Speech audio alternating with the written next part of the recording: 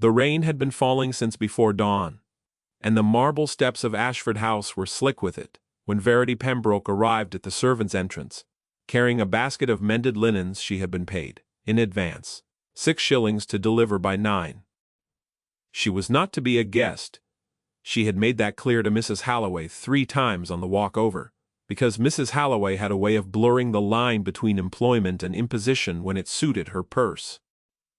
The linens were to be handed to the under-housekeeper. Verity was to be paid the balance of what she was owed. Verity was to go home, where a small coal fire and a colder ledger awaited her, and where the rent on 2 rooms above a lending library was due on Friday, whether the world liked it or not. She had rehearsed the transaction in her head all the way from Cheapside. She had not rehearsed being caught in the great hall of Ashford House, at 9:30, on the morning the Duke of Ashford had invited 30 women of quality to answer a single question. "You'll go up the back," Mrs. Halloway said, breathless from the stairs behind her, "and hand these to Mrs. Fenmore in the linen room. And then you'll come stand along the north wall where I told you, and you'll keep your mouth shut and your eyes down, because if His Grace sees a strange face, he'll have questions. And I don't want to be answering questions today, Verity, I don't. I was not engaged to stand along a wall. You were engaged to do what I told you. I was engaged to deliver linens, and now you're engaged to stand along a wall.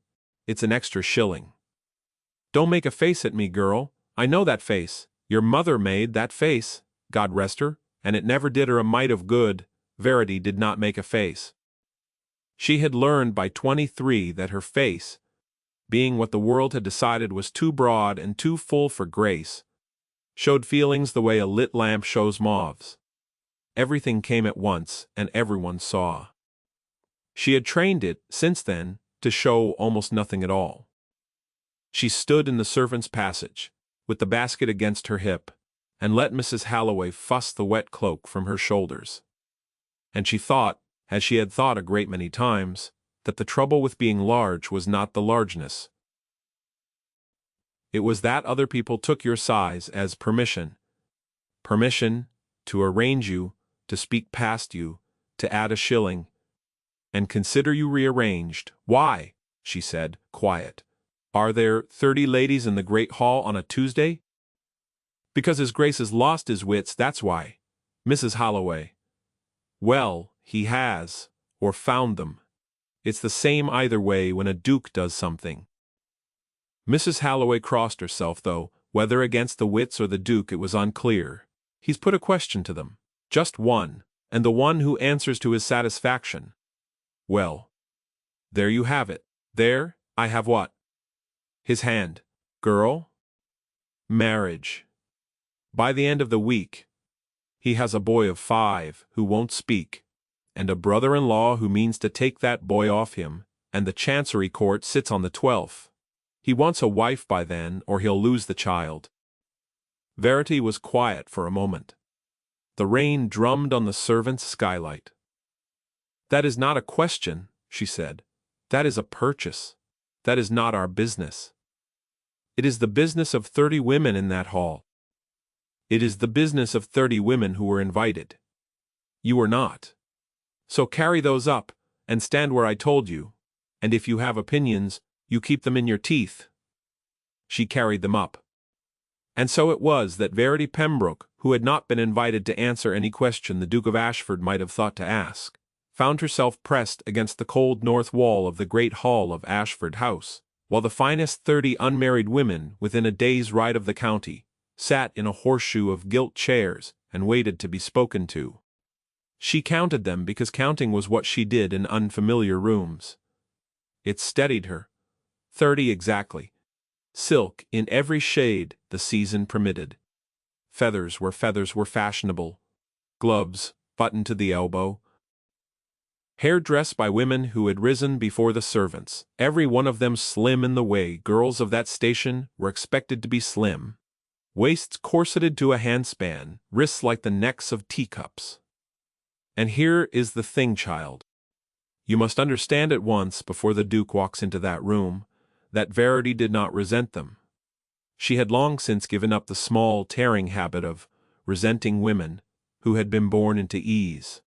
She only noticed, as she noticed most things, the way the third chair from the left had a loose brass tack, the way the Countess of Marwood's daughter was breathing too fast because her stays had been laced too tight, the way one of the footmen along the east wall had a fresh cut above his ear that no one had bothered to have looked at. She noticed the boy. He was not in the hall proper. He was on the gallery above, half hidden behind the balustrade, his small face pressed to a gap between two turned columns. 5 years old, she judged, or thereabouts. Very still. He was watching the horseshoe of women with the concentration of a child who had been told he would not be seen, and had believed it. He had been told wrong. Verity, from her wall, saw him plainly.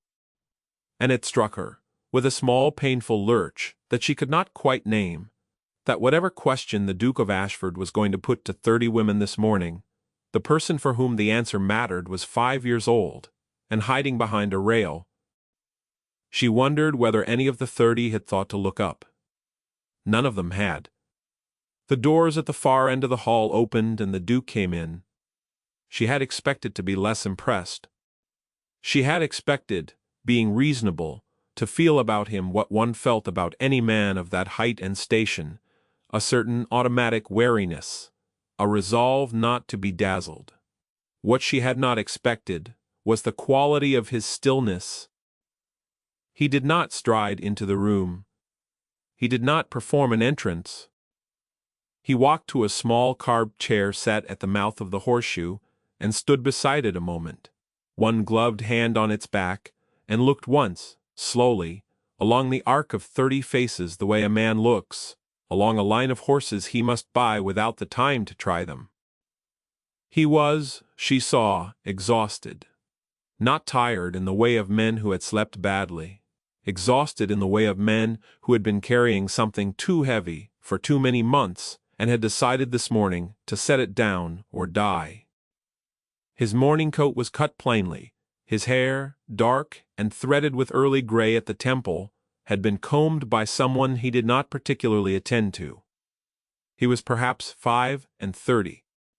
And he had, she noticed as he took his seat, a small ink stain on the cuff of his glove, that told her he had been writing something at 4 in the morning, and had not thought to change gloves before addressing 30 of the marriageable ladies of the county. His name was Nathaniel Ashford. She had heard it in the papers. He did not preamble, did not welcome them. A duke, presumably, felt no obligation to welcome anyone into his own house.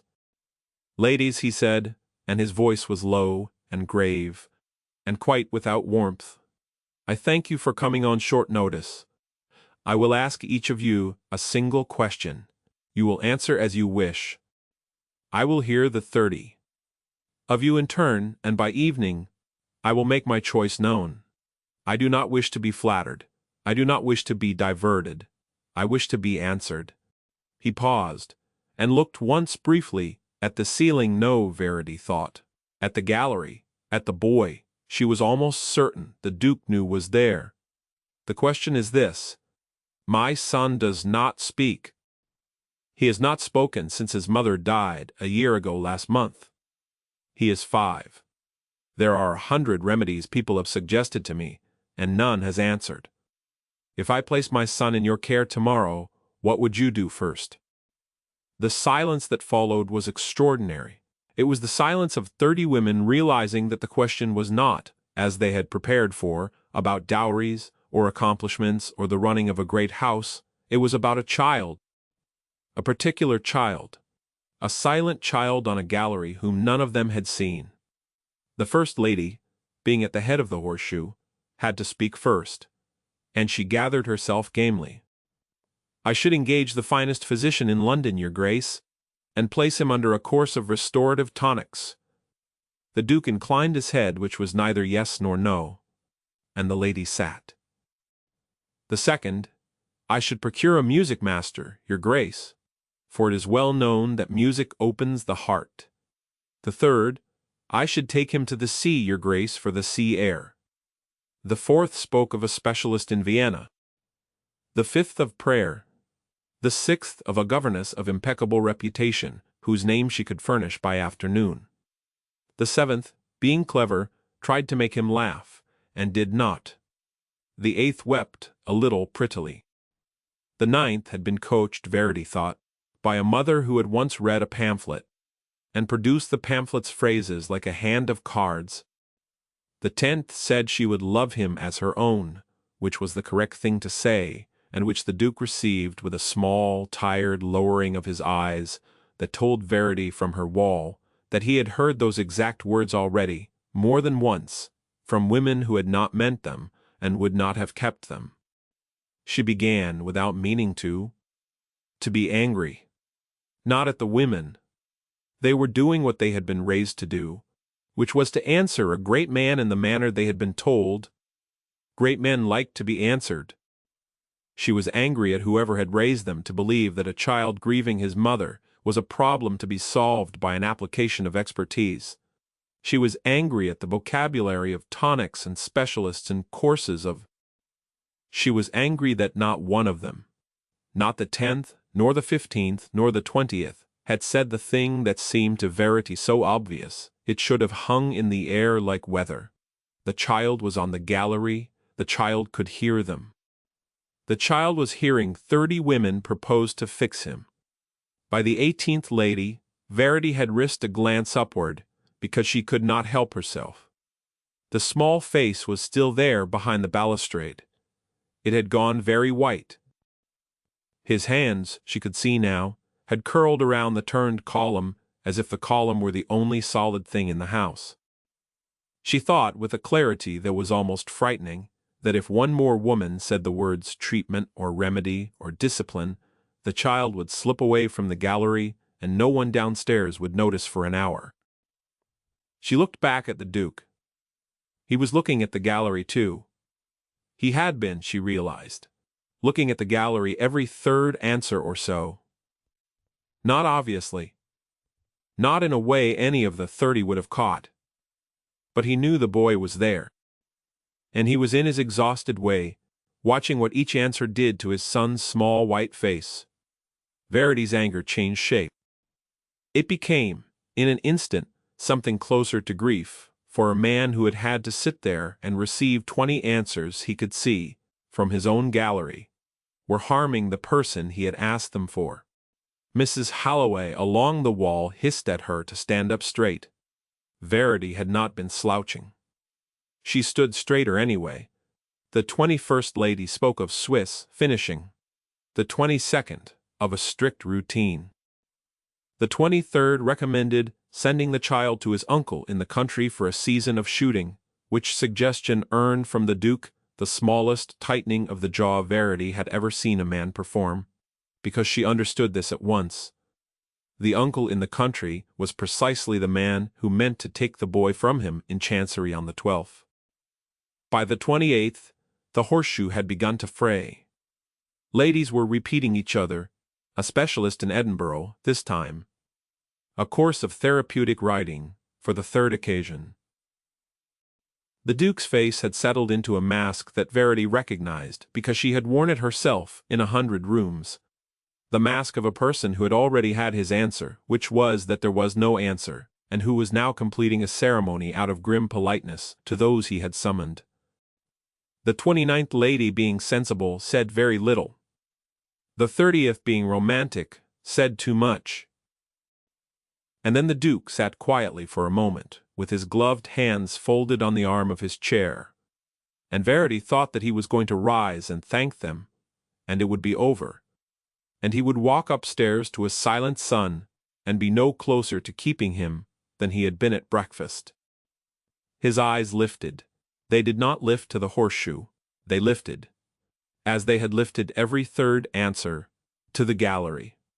And this time they came down the wall along the north side of the hall, and they stopped on Verity Pembroke. She had no business being there. She had a basket that was no longer. A basket having handed the linens to Mrs. Fenmore an hour ago.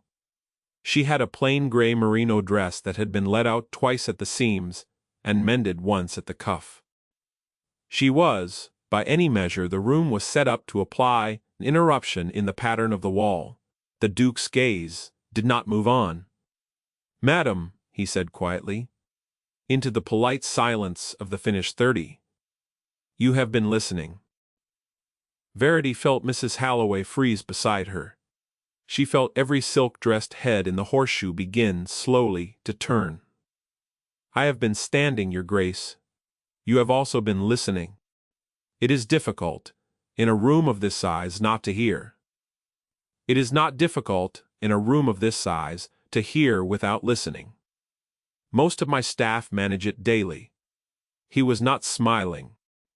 He was almost, if a duke could permit himself the expression, a shade more awake than he had been 10 minutes before. "I put a question to 30 ladies this morning.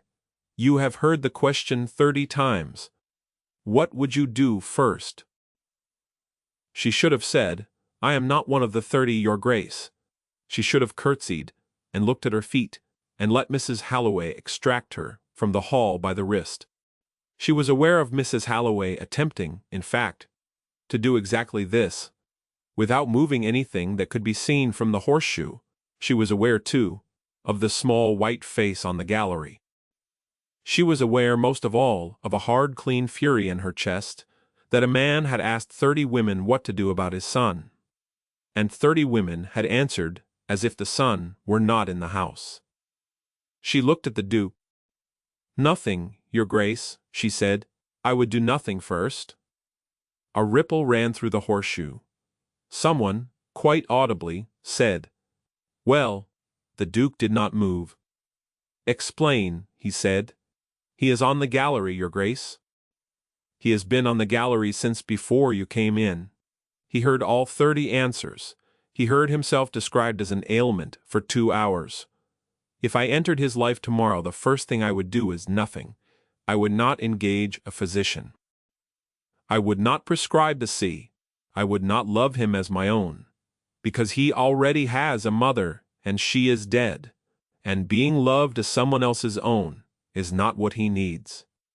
Your Grace, it is what the person offering it needs. I would sit in a room where he was, and I would read a book. I would not speak to him. I would not require him to speak to me. I would do that tomorrow, and the day after tomorrow, and the day after that. Wow. For as long as it took him to decide that a room I was in was a room he was safe in. And then, when he had decided it, not before, I might one day set the book down." The horseshoe was, by now, entirely silent. "That is what I would do first, Your Grace. I would do nothing at him. Everything the ladies have proposed this morning would be done at him. He has been done at, I should think, for a year." She stopped. Her mouth was dry. She thought, quite calmly, that she had lost herself 6 shillings, the balance owed, and probably her rent on Friday, and she found that she did not much mind. The Duke of Ashford did not answer for a long moment. Then he said, "Your name, madam?" "Verity Pembroke, Your Grace. You are not one of the 30? "No, Your Grace. You were not invited." "No, Your Grace. I was delivering linens, and you stood along the wall." Mrs. Halloway required it.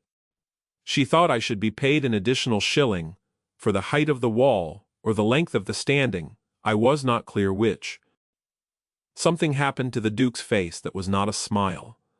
A Duke, she suspected, did not smile in the great hall in front of 30 women who had just been told, by proxy, that they had spent 2 hours mistaking a child for a case. But the mask thinned. For half a heartbeat, she saw the man behind it, and the man behind it was not tired.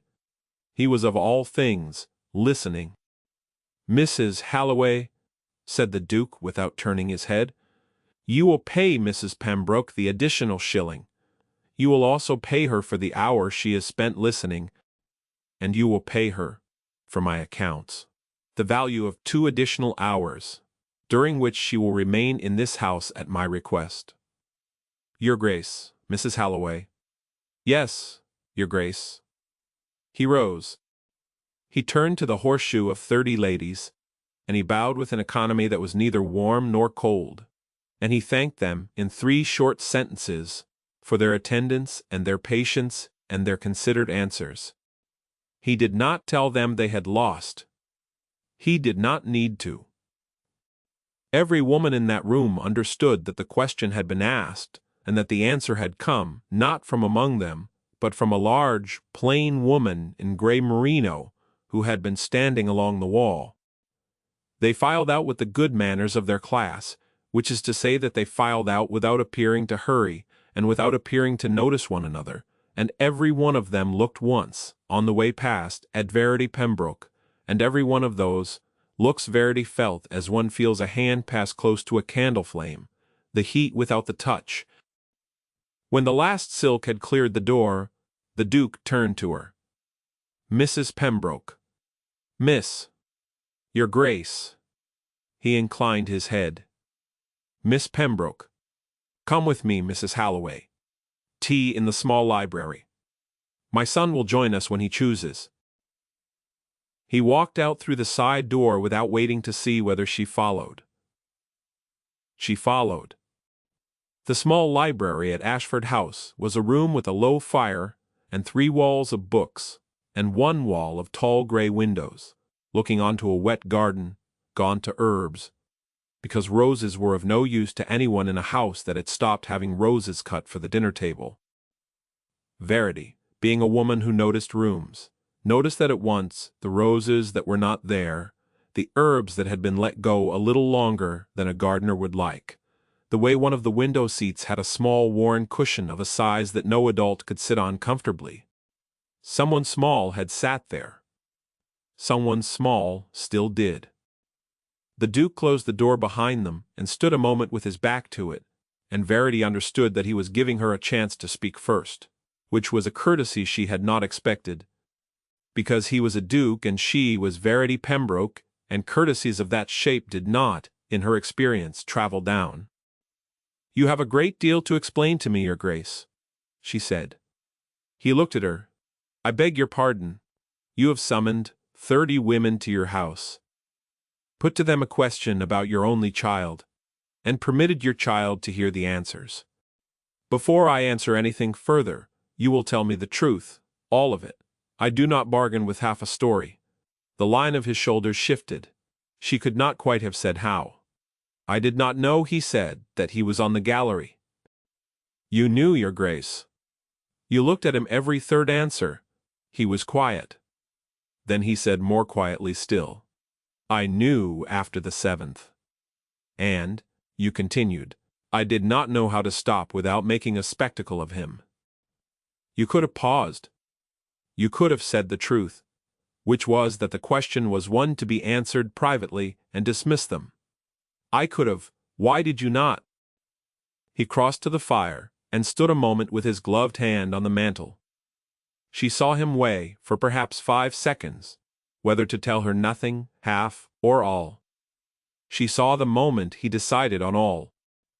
She would think later that this was the first small, unbargained-for gift he ever gave her, that he had chosen, in a small library on a Tuesday morning, to tell her the truth without her having to earn it a second time. "My son is called Tobias," he said. "He is 5. His mother, my wife, died the winter before last of a fever she caught nursing our tenants. He was in her room when she died. He was singing to her. He believes, because his aunt, my sister, told him within an hour of her death, and has told him twice since, that his singing tired her, and that if he had been quiet, she might have lived.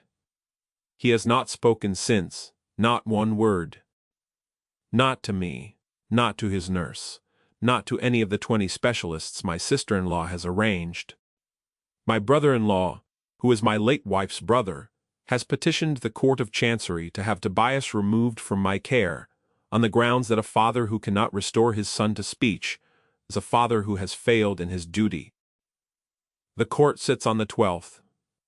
It is the 4th today. My solicitor has been plain with me. The only argument that will hold against a chancery bench is that the boy has a mother again, and that she is a woman of such evident quality that the court will look at her and be satisfied. Hence the 30 ladies. Hence, in fact, this morning.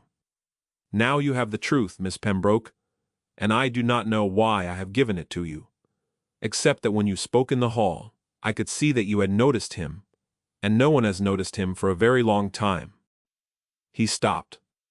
The fire cracked. Verity said it was not his singing. I know it was not his singing. He does not know. He does not know. Then that is where you must begin. Not with a mother. With the lie. The Duke turned from the fire, and for the first time since she had entered the hall that morning, she saw him look at her fully, not at the wall, not past her, not through her. At her. And she saw quite plainly that he was seeing her. The merino, the mended cuff, the plainness of her face, the size of her that 30 ladies had spent 2 hours priding themselves on not commenting upon. He saw all of it. He did not adjust his expression, Miss Pembroke, he said. I need a wife by the 12th. I heard, I did not know, at 9 this morning, that I would be asking you. I am asking you. I know. You have been telling me since the moment you said my name in the hall. You did not tell me to be silent. You did not send me from the room. You told Mrs. Halloway to pay me for 2 hours she had not engaged me for. Those were not the actions of a man planning to send me home at noon. Something flickered in his face. She thought, later, that it might have been the first honest amusement he had felt in a year. You are not what I expected. No, Your Grace. Nor am I what your solicitor requires. Look at me. He did. I am not a woman. A chancery court will look at and be satisfied. I am not a woman society will look at and be satisfied.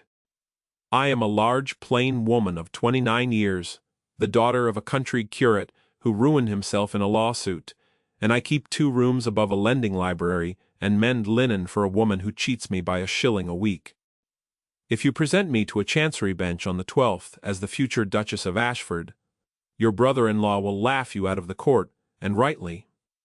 That is not a slur upon myself, that is arithmetic. Quote, You have been doing your arithmetic quickly, Miss Pembroke. I have been doing it for 29 years. It goes quickly by now. He was quiet again. She noticed, as she noticed most things, that when he was quiet he did not fidget. His hands rested where he had put them. His weight did not shift. He was a man who could be still, which, she thought with a small twist in her chest that she did not examine, was a quality she had not known she prized until she saw it done. I do not, he said, wish to present a woman to chancery. I wish to present my son with someone who will do him no more harm. If you say to me that you will sit in a room and read a book and require nothing of him for as long as it takes, then that is what a chancery bench should be looking for, and if it is not, the bench is wrong, and I will make it be wrong publicly. But I will not marry you at 9 on the 12th, if you have not by then agreed to be married. I will not have this child, bound to a woman who has been coerced into standing beside him. And so I ask you now, Miss Pembroke, will you consider it? Consider what, Your Grace? Marriage to me, by the 12th, on conditions of your setting.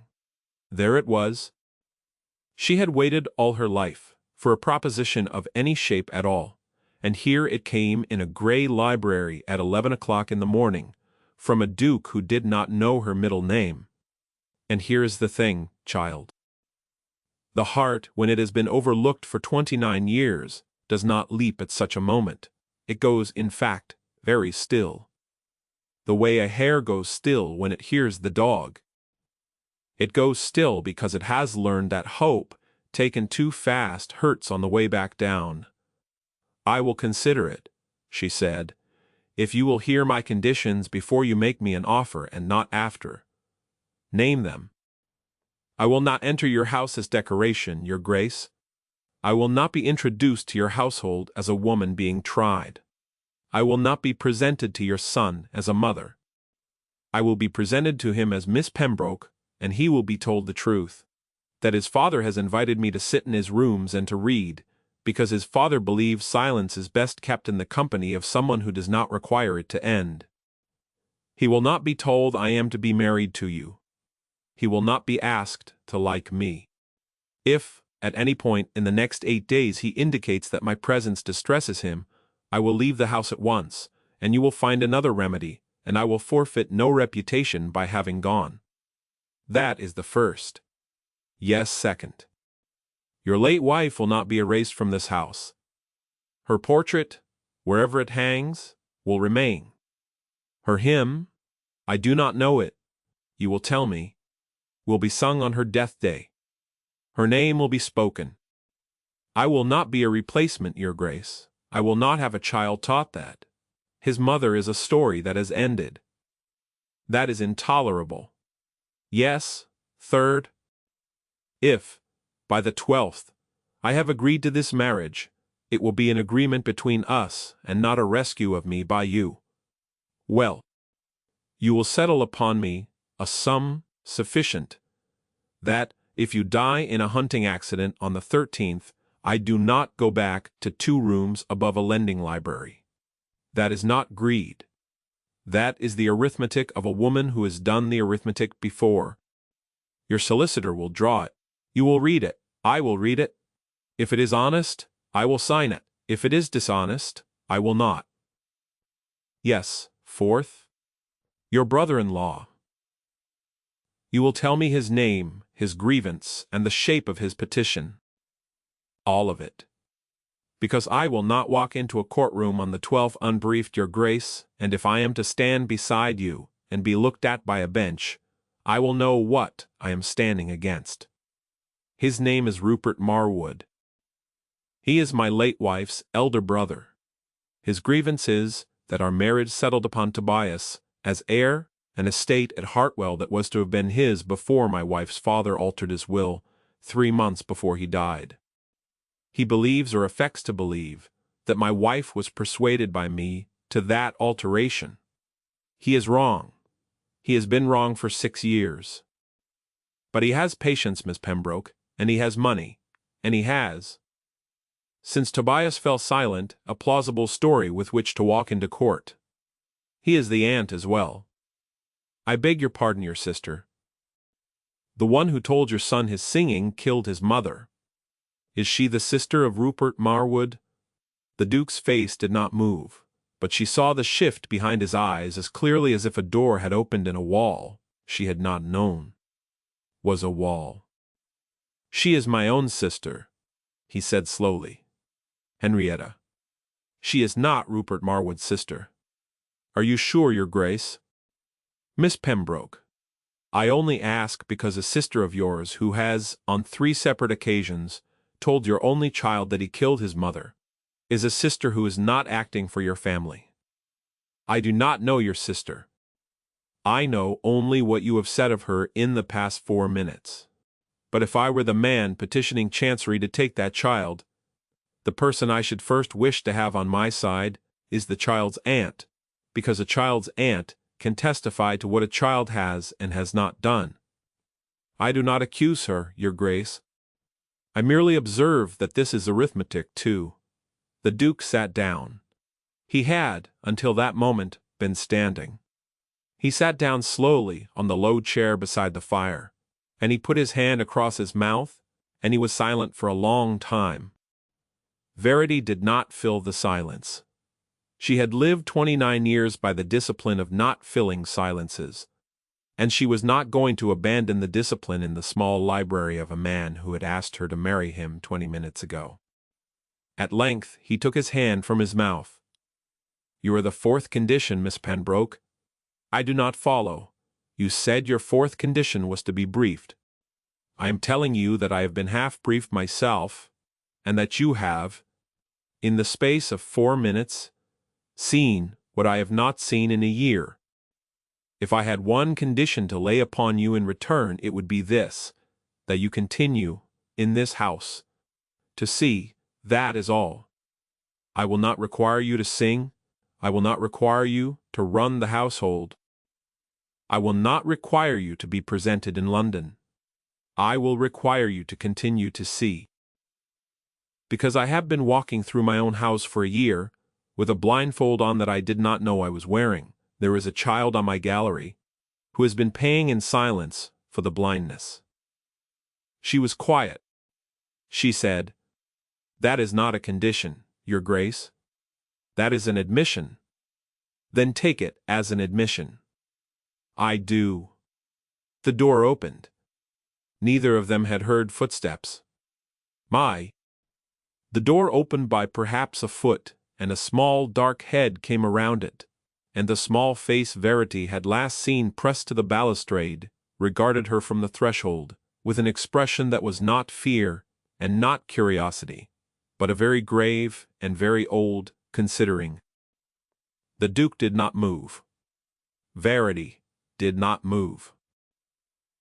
Tobias Ashford, who had not spoken to any living creature in 14 months, walked into the small library on his own 2 feet, crossed the carpet with the slowness of a small ambassador of an uncertain nation, and stood in front of Verity Pembroke and looked up at her. Verity, without moving from her chair, said, "Good morning, Tobias. I am Miss Pembroke. Your father has invited me to sit here and read for 2 hours. You are welcome to sit here as well, or not, as you choose.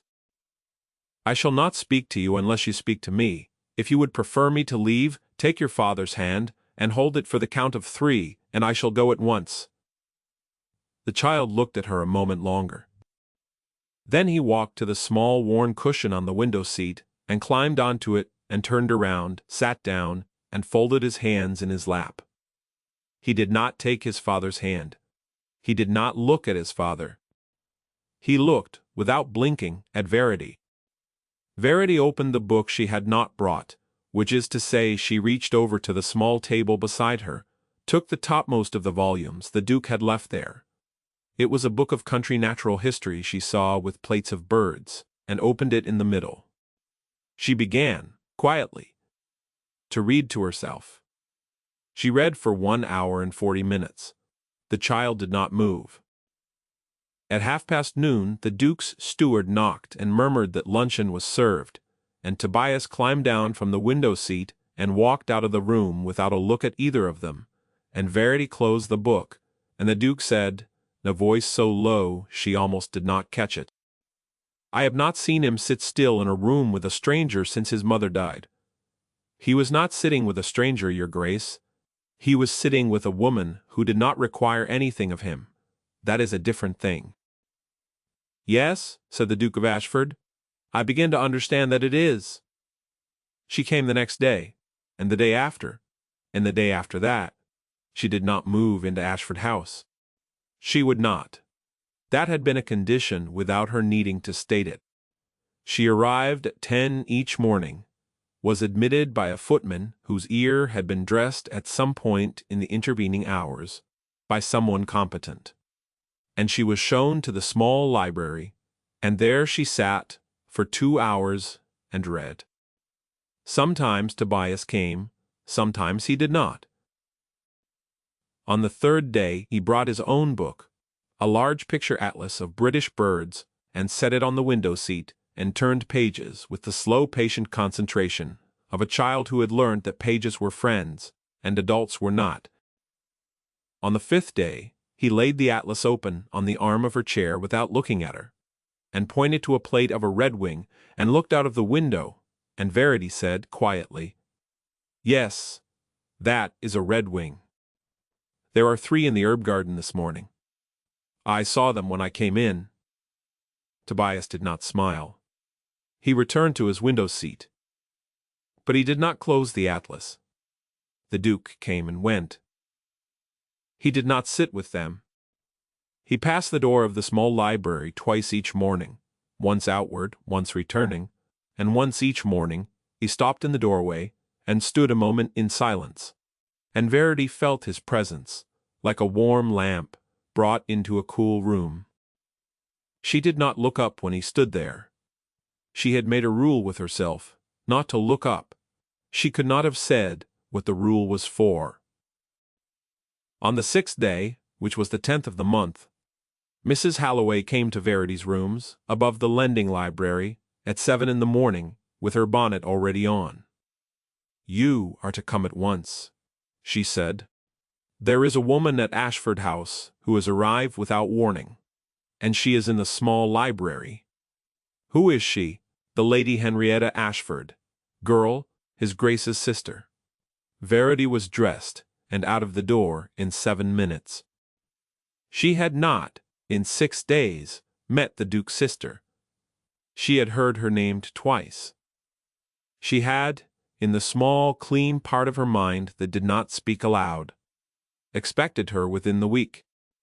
What she had not expected was to find her not merely in the small library, but on the small worn cushion of the window seat, where Tobias sat each morning, with Tobias in her lap. Tobias's face was against her shoulder. He was not crying.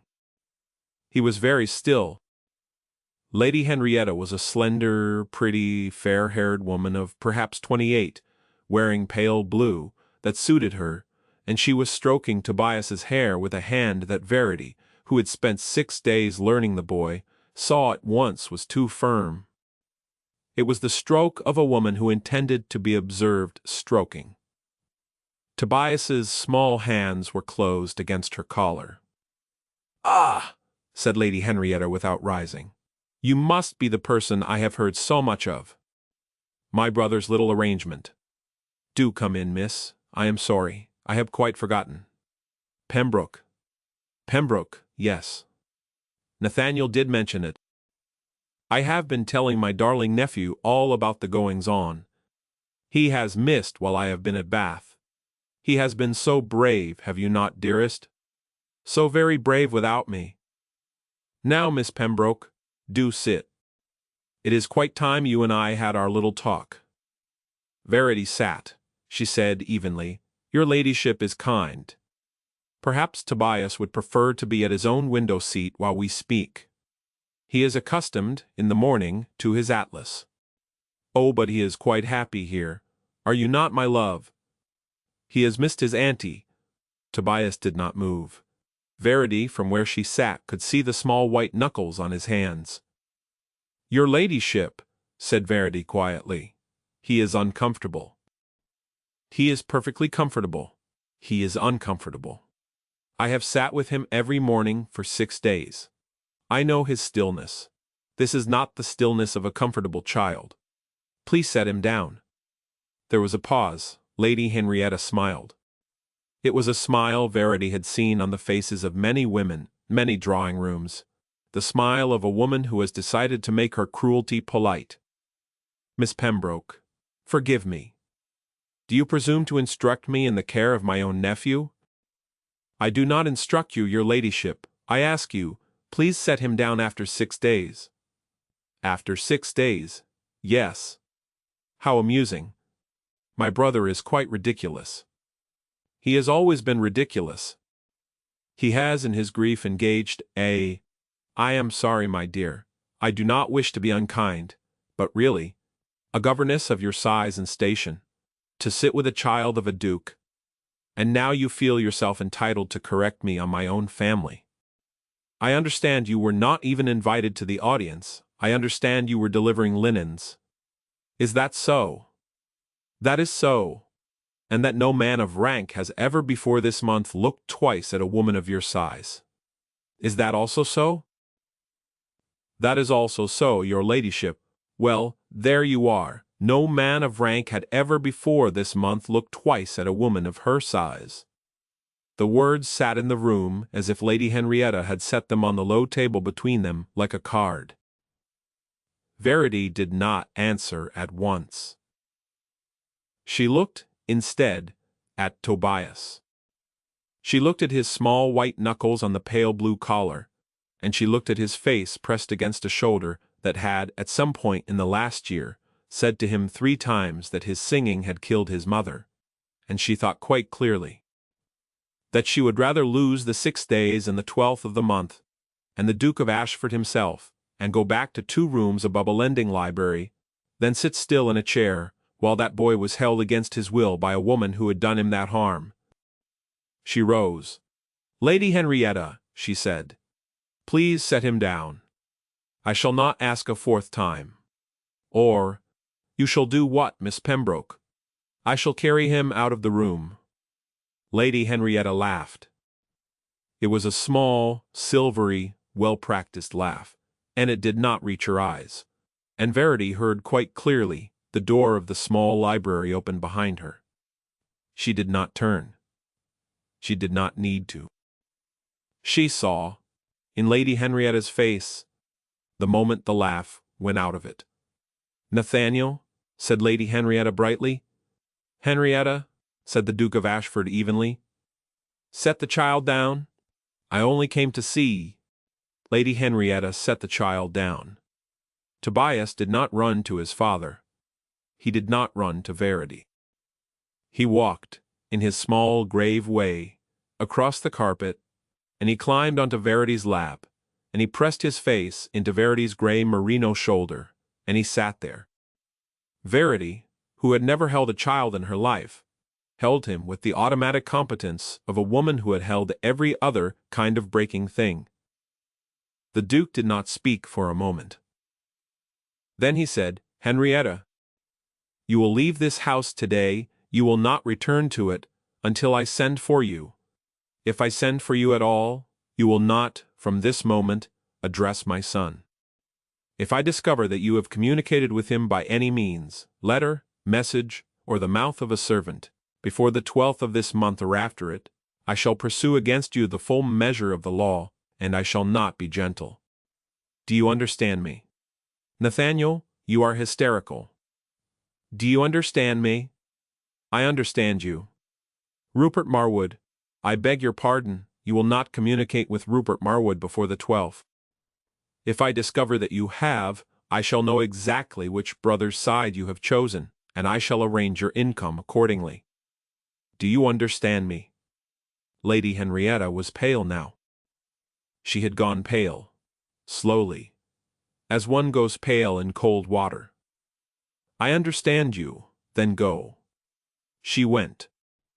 She went with a rustle of pale blue and a small, tight, undignified sound in her throat, that was not a sob and not a word, and the door of the small library closed behind her.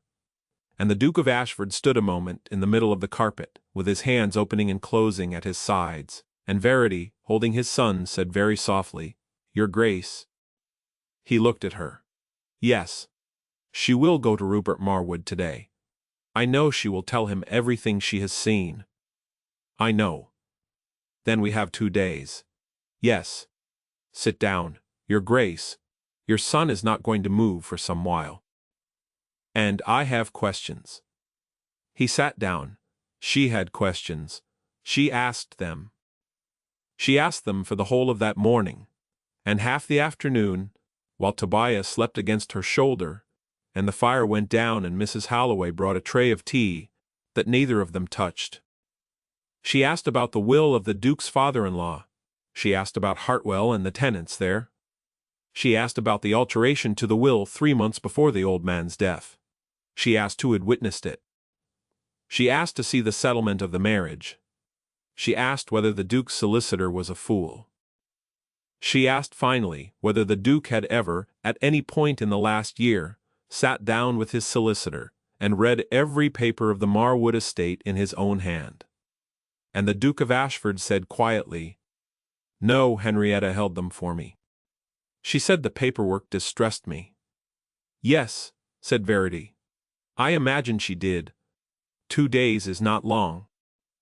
It is long enough, however, for a woman with a country curate father who lost himself in a lawsuit to read every paper of a small estate in her own hand, sitting up 2 nights running in the small library of Ashford House with a candle at her elbow and Tobias asleep on a truckle bed the housekeeper had brought in, because it turned out that a child who had held onto a stranger for 2 hours in the morning did not, at 7 in the evening, wish that stranger to go home. She read. She read the old man's original will, which was unremarkable. She read the alteration 3 months before his death, which was in a hand that was almost, but not quite, his hand.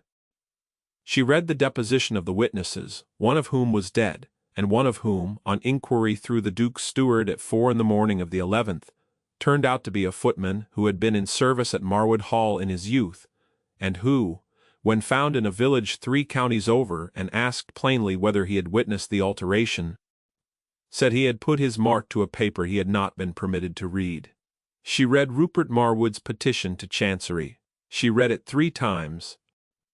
On the 3rd reading, at 2:30 in the morning of the 12th of the month, she set it down on the small table, and put her hands on her knees and said aloud to the empty room, "You clever, cruel man." Then she went and woke the Duke. The Court of Chancery on the 12th of the month was, as it happened, presided over by an old man named Sir Alister Whitlock, who had known the late Duke of Ashford in his youth, and who took no pleasure whatsoever in family petitions of this kind. He heard, first, Rupert Marwood's counsel, who spoke for 40 minutes on the anguish of a maternal uncle whose nephew had not spoken in more than a year, and on the shameful haste with which the Duke of Ashford, only that week, had contracted a marriage of convenience to a woman of no rank and considerable. The counsel paused delicately, considerable proportions, whose only qualification for the role of Duchess appeared to be that she had been delivering linens on the morning the Duke had run out of ideas. The court laughed. Not loudly, not kindly, but it laughed. Verity Pembroke, seated beside the Duke in a plain grey silk that had been let out at the seams twice and mended once at the cuff, did not permit her face to alter. She had not permitted her face to alter in 29 years. She was not going to begin in the Court of Chancery. The Duke's counsel rose. He spoke for 6 minutes. He established the settlement of the marriage. He established the boy's inheritance. He established the Duke's fitness as a father. He said nothing whatever about a marriage or a mother. Then he sat down. There was a small, confused silence in the court. Sir Alister Whitlock lifted his eyebrows, and said mildly, "Is that all, Sir Everett?" "No, my lord. With the court's permission, my client wishes to address the bench in his own person, and to be assisted in doing so by the future Duchess of Ashford, who has, in the past 48 hours, examined the documentary basis of the petitioner's claim." Rupert Marwood's counsel was on his feet at once. "My lord, this is most irregular." "Sit down, Sir Reginald," said Sir Alister. "I have been on this bench for 31 years. I decide what is irregular, Miss Pembroke, is it? You have observations. Please make them." Verity rose. She was in that moment the largest woman in the courtroom, and she felt it, and she let herself feel it, and she did not fold her hands or lower her eyes. "My lord," she said, "the alteration to the will of the late Sir Marcus Marwood, dated the 14th of September in the year of his death, purports to be witnessed by 2 men, one of whom is now deceased, and the other of whom is a former footman, in service at Marwood Hall. I have here a signed and witnessed statement of that former footman, taken yesterday evening, in the presence of the Duke's steward and of the vicar of his parish, in which he attests that he set his mark to a paper he was not permitted to read, upon the instruction of Master Rupert Marwood, who told him it was a receipt for wages. I also have here 3 specimens of the late Sir Marcus's undisputed hand, taken from correspondence in the possession of his son-in-law, and a specimen of the alteration itself, which any man in this court may compare, and which, the letter M in the word Marwood is not made in the same manner. The pressure of the pen upon the downstroke of the R is not the same. The alteration, my lord, is a forgery, and the man who commissioned it is the man who has this morning brought a petition before this bench in the name of his sister's memory. And I ask your lordship to consider whether a man who has forged his father's will is a man to be entrusted with the person. The court was by now entirely silent. Sir Alister Whitlock said, "Give me the papers." She gave them to him. He read for 11 minutes. He read without haste. He read, twice, the letter M in the word Marwood. He read the footman's statement. He read Rupert Marwood's face. Once, over the tops of the papers, and Verity thought that a bench of 31 years is a thing that reads faces very well. He set the papers down. He said the petition is dismissed. The court will retain these documents. Master Marwood, you will remain in this chamber. I have private questions for you. Your Grace. Take your son home. But Tobias had, until that moment, been sitting between his father and Verity in a small silk-lined chair that the court had provided him because it did not know what else to do with a child of 5 who had been called for as evidence. He stood up. He walked in his small, grave way, past his father, past the Duke's council, past the row of ushers, and he crossed the well of the court, and he stopped in front of the bench of Sir Alister Whitlock, and he stood there, and he looked up and he said his first word in 14 months and 2 weeks quite clearly, quite steadily, in the voice of a child who has been waiting a long time to say it. She stayed. That was all. He turned. He walked back across the well of the court, past the ushers, past the council, past his father, and he took Verity Pembroke by the hand, and he said, again, so quietly that only Verity heard him, she stayed. Verity, who had trained her face for 29 years not to alter in public rooms, altered. They were married on the 17th of the month, quietly, at the parish church of Ashford St. Mary, with 3 witnesses and 1 child. The child, having decided at Chancery that his voice was not after all a poison, had spoken a good deal in the intervening 5 days, though not to strangers and not on the whole to his father. He spoke chiefly to Verity and chiefly about birds. He was, it emerged, a boy of intense particular interests and few friends, and he had been so for as long as anyone remembered, which was not the same thing at all as being a boy who had been broken by his mother's death, though the two had been confused in his household by people who had not troubled to know him. Nathaniel Ashford, Duke of Ashford, stood at the altar in a plainly cut coat and said his vows.